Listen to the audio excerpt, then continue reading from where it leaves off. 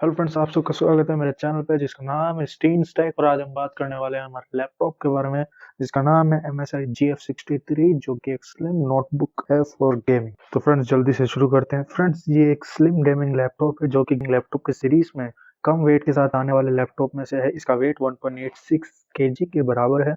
और बात करें मोबिलिटी की तो आप इसके आसानी से कहीं पर भी ले जा सकते हैं अपने हाथों के अंदर।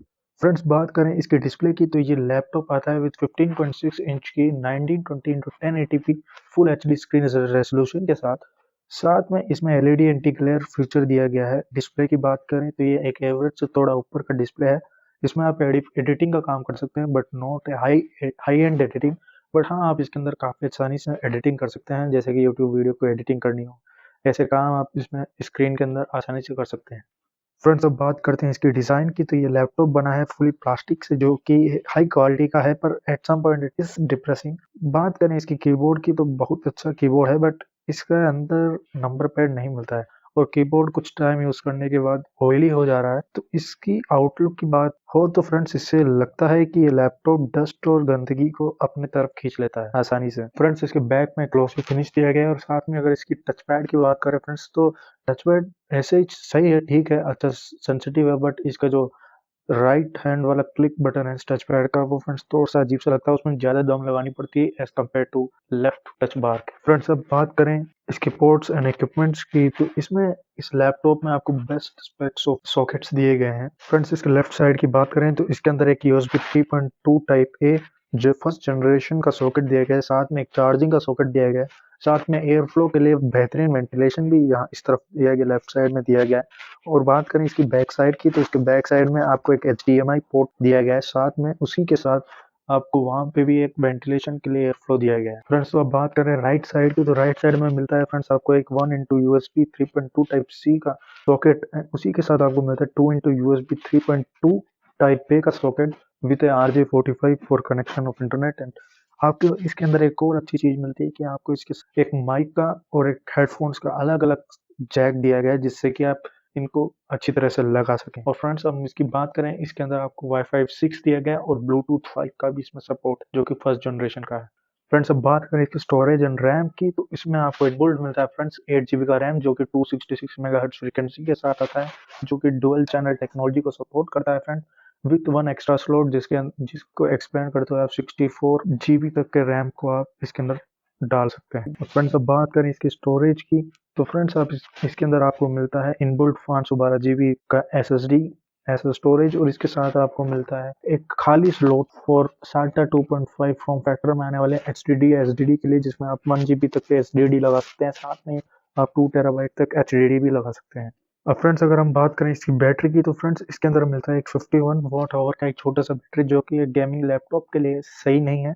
बता दें फ्रेंड्स इससे जो बैकअप मिलता है उसके बारे में बताना चाहता हूँ। अगर आप इसके अंदर PDF या ऑफिस वर्क करना चाहते हैं तो मैक्सिमम अगर आप बैटरी का यूज़ करते हैं तो 2.5 आवर्स तक चलता है मैक्सिमम जो जाता है। और अगर हम बात करें गेमिंग की बात करें तो वो 1 आवर से लेकर 1 आवर 15 मिनट्स तक ये लैपटॉप गेमिंग कर सकता है, और वो आपके गेम पे डिपेंड करेगा कि आप कितना टाइम, हो सकता है इससे कम भी बैटरी चले। अब फ्रेंड्स अब हम लाते हैं इसके मेन टॉपिक ऑफ इस लैपटॉप के बारे में। तो इसकी परफॉर्मेंस की हम बात करें फ्रेंड्स तो इसके अंदर आपको मिलता है इंटेल i5 9th जनरेशन का CPU, जो कि 2.4 गीगाहर्ट्ज पे क्लॉक्ड है, जिसका टर्बो बूस्ट करें तो ये 4.1 गीगाहर्ट्ज तक जाता है। ये 8 थ्रेड वाला एक प्रोसेसर है। और बात करें GPU की तो ये फ्रेंड्स ये लैप आता है with NVIDIA 1650 max Q graphics के साथ, जो कि कस्टमाइज किया है उसके गेमिंग नोटबुक्स के लिए।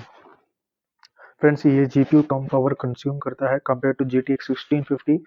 बात करें गेमिंग परफॉर्मेंस की तो फ्रेंड्स ये GT5 कूलर बूस्ट ऑन करके वेरी इसलिए आपको वेरी हाई सेटिंग पर खिलाता है। साथ में बात करें वॉच डॉग्स 2 की तो उसमें भी अल्ट्रा सेटिंग पे आपको खिला सकता है, जो मैंने खेल के देखा फ्रेंड्स।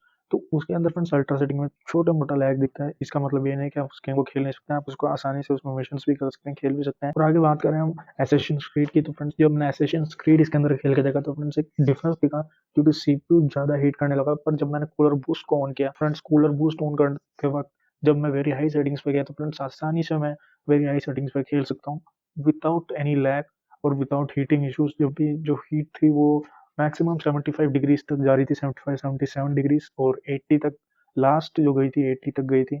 उससे ज़्यादा टेम्परेचर गया नहीं और इसमें मेरे को ऐसा लगा नहीं कि कोई हीटिंग की प्रॉब्लम है। पर हाँ, कूलर बूस्ट ऑफ करने के बाद हीट 80 टू 85 डिग्रीज तक जाती है।